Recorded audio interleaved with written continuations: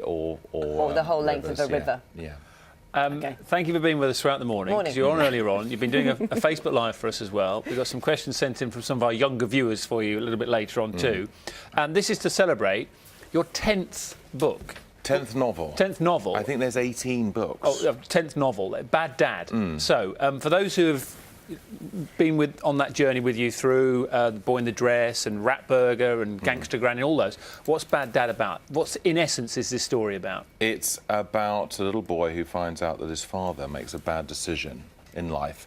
He is a getaway driver for a bank robbery, and his son takes it upon himself to make everything right. His dad's sent to prison, and he springs his dad out of prison for the night so they can put the money back and do the right thing and move on with their lives.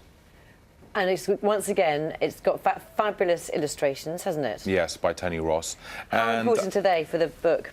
Sorry? How important are they for the book? Really important, because I think I remember as a kid picking up books in the library, because me and my mum and dad used to take me and my sister every 2 weeks, and you'd flick through and look at the pictures and you decide whether you thought it was an exciting story or not.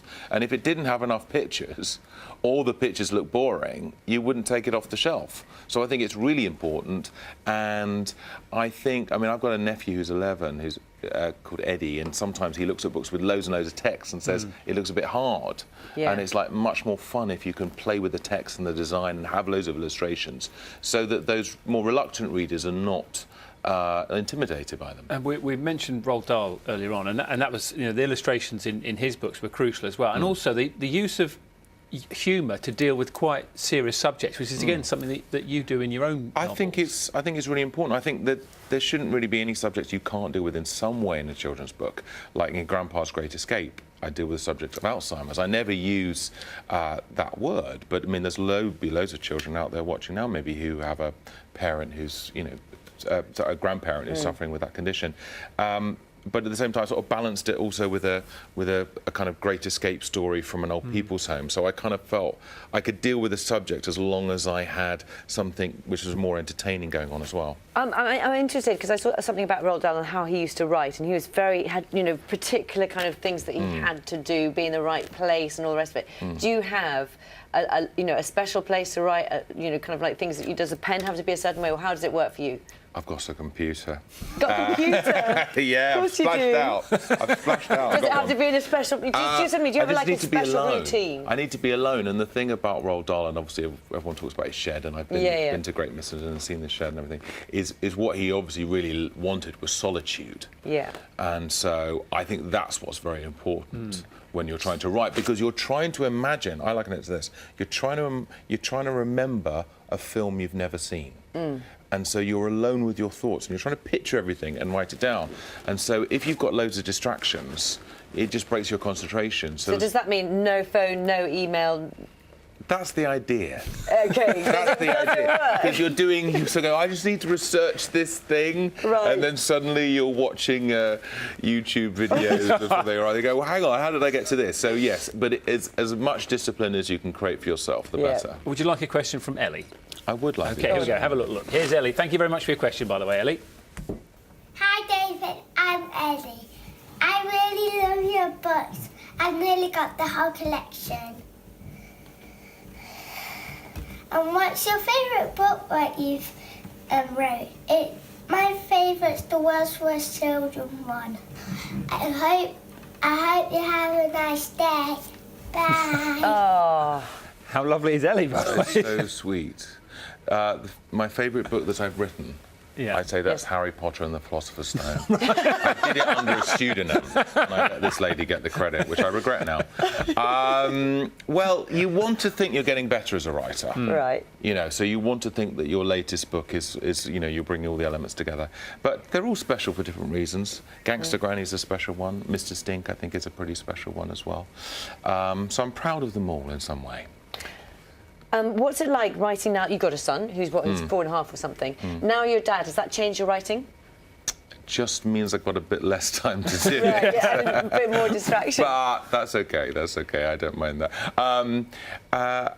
Well, the good thing is, because I've got nephews and my son, and obviously, because of the success of the books, I meet lots of kids, is you're a little more in touch with what kids might find funny or scary or interesting, what kind of themes they're interested in. So it does help you a bit, I think, with your writing. In the books, it tend to have a sort of timeless feel to them, because you don't talk about sort of modern technology too much, or things like Facebook or Twitter, which I would imagine means it will hold up in sort of 25 years' time. Is that something you've done? Consciously, I have, because I go into schools around the country, and I've even been, around the world to Australia, New Zealand, Canada, places, and I ask kids about what books they like, and I mentioned Charlie and the Chocolate Factory, which was my first book that I really loved as a kid, and everyone knows that book, and it was written over 50 years ago, and Roald Dahl died over 25 years ago, and yet it feels completely contemporary for kids, and so I think it's a mistake probably to put in too many modern references, because it does just date really quickly. You think it won't, but things that were 10 years ago, things that were current, have now been completely forgotten, and kids are not necessarily looking back to those things either. Grandpa's Great Escape, which I think is going to be on New Year's Day on BBC One, and Sheridan Smith is in Ratburger. Yes, you've got Double Bubble on TV this. I know, this it's just worked out that way. It feels kind of greedy, but it just worked out that Sky wanted to make Ratburger and the BBC wanted to make Grandpa's Great Escape, so I'm pleased. Can I go off on a slight tangent and ask you about Kim Jong-un? When you dressed up as Kim Jong-un... He's been on the show, hasn't he? He's a regular. He's a viewer at Morning Kim. We talk about him quite a lot. But when you dressed up as him for Halloween, and quite a few people were offended by that. I think 2 people on Twitter were. All right, but do you think that there are some things that we get concerned about, and rightly these days, but also we are easily offended by things Let's be offended by what Kim Jong-un does, not someone being dressed up as him. On that thought. Should we leave it? Yeah. So we've done football, we've done swimming, we've done new books, and we've gone North Korea as well. I think with humour, the thing is that if you think about a film like Life of Brian, well, your faith is very important to you. Yeah. Do you like Life of Brian? I can laugh at Life of Brian. Okay, but not every Christian could, right? Does that mean it shouldn't exist? No, it's important because it makes you challenge what you believe. So there we are. So therefore, you're balancing all the time between making people laugh and the potential of offending a few people. But so you're treading that balance all the time. I also think your faith should be strong enough not to be rocked by somebody else laughing that's at it. It's important, isn't it? And I think if you can't make jokes about everybody and everything, you can't have humour. Because there's no point, because someone can't make a list of things, but you can't make a joke about this, and this, because then humour has no place. That is a very interesting thought. Thank you for our wide-ranging discussion this morning. David, great to talk to you. David Walliams' book is called, this time, Bad Dad. Yes. And Boogie Bear.